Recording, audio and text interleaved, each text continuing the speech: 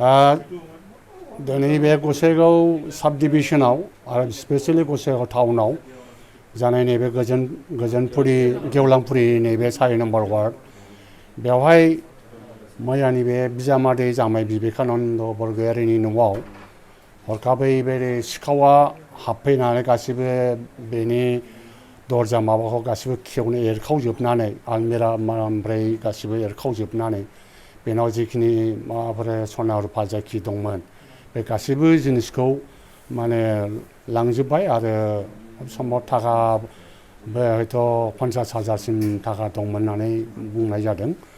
दा बेहाय प्रसासनावबो इतिमধ্যे माने एफआइआरखौ होनाय जाहैबाय। मैयानो प्रसासननि फालुफ्रा फैनानै नायफैबायबो बिथांमोना आरो इतिमধ্যे बेखौ किसु प्रसेस खालामनाय हिसाबै माने एसएसबिनि माबानिफ्रायबो माखासे बेबस्थाफोरखौ बिथांमोना माखासे स्पटखौ पइन्ट आउट खालामनाय बादि जादों मैया हरावनो राताराति माबानानै दा आसा खालामदों दा माने अदूर भबिष्यत गसाइगावआव आरो बेबायदि द्वितीयथाय घटना दाजाथों। दा खिन्थु जोंहा फुरा समय सन्देह दङ बेवहाय जे मानसियानोखि मिस्ट्रि खामानि मावफैदोंमोन बे मिस्ट्रि मावनाय मानसिफ्रानो बेवहाय निश्चय इनभल्भमेन्ट दंखायो। गतिके प्रसासनखौ आं खावलायगोन जे जाहाथे बे मिस्ट्रि मावनाय मानसिफोरखौ लाबोनानै एसे मोजाङै स्टेटमेन्ट लायोब्लानो हयथ' बाथ्राया मोजाङै स्पस्ट ओंखारगोन आरो बिसेस करे गसाइगावआव बे हयथ' दिनैनि बे प्रथम बाथ्रा नङा।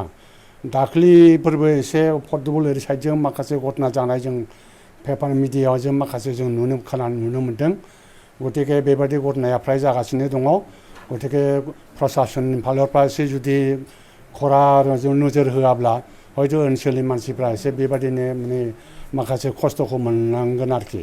दा जाय हक माने आसा खालामदों जाहाथे प्रसासननि फालरफ्रा बेखौ जाहाथे एसे स्ट्रिक्टलि जाहाथे माबा लायो एक्सन लायो बेनि थाखाय जोङो माने बिसेस करे पाब्लिक जानानै आरो माखासे अर्गानाइजेसन बिसेस करे साहित्य सभाके आदि करि बिभिन्न अर्गानाइजेसनफ्राबो दिनै बेखौ नारसिनदों आरो बे फालरफ्रा माने आसा खालामदों माने सिखावखौ थाबनो हमनो हागोन आरो बेखौनो आङो मिजिंथिनानै प्रसासनाव आरोबाव रिकुवेस्ट खालामबाय थाहैबाय। आंनि मुङा बिबेकानन्द बरगयारि। गसाइगाव गेवलांपुरी वार्ड नं 4 ओरै जोंहा मैया मोनसे इन्सिडेन्ट जानानै थांबाय। बे जों मैया 22 तारिखआव जों आंनि फिसालाखौ क'क्राझाराव दोनो होननानै आं थांदोंमोन। ओमफ्राय जों थिग बेनिफ्राय 11टा समाव जों ओंखारलांदों। ओमफ्राय जों जेब्ला हजोंनिफ्राय स्टार्ट खालामो 6टासोआव स्टार्ट खालामदों।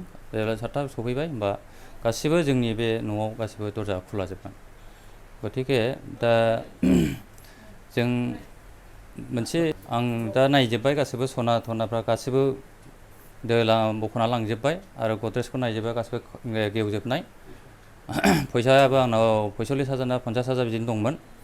सनाया 7 भरि दंमोन आरो रुपायाथ' बेसेबां माने बुरजा दङ। रुपाया बांसिनबावसोमोन। ओमफ्राय आंनि बे सुब्रत मुखार्जी गेलेनाय 1986आव आं चेम्पियन जानाय फार्स्ट टाइम जों क'क्राझार डिस्ट्रिक्टआव हायार सेकेन्डारिनि बेबो दंमोन।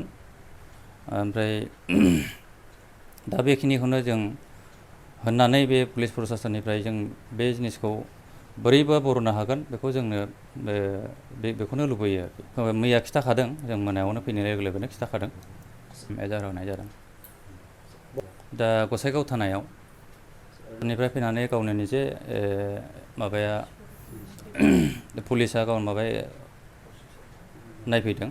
नायफैनायनि उनाव नोंसोरो एजाहार होनानै माबानानै एफआइआर होनानै बेखौ जों मावनोसै गावसोरो खोथा होलांबाय। बेनो जों दा जोंथ' लुबैयो जाहाथे जों बेखौ मोननो थाखाय आरो जथेस्थ' खथि जाबाय जोंहा जों जाहाथे भबिष्यतआव बेबादि दाजाथों। गतिके पुलिस प्रसासना जाहाथे बेखौ गोख्रों माबा आयेन लानानै बेखौ जाहाथे हमो जों बेनि थाखायनो बे बेबस्थाखौ लानो थाखाय खावलायनाय थाबाय।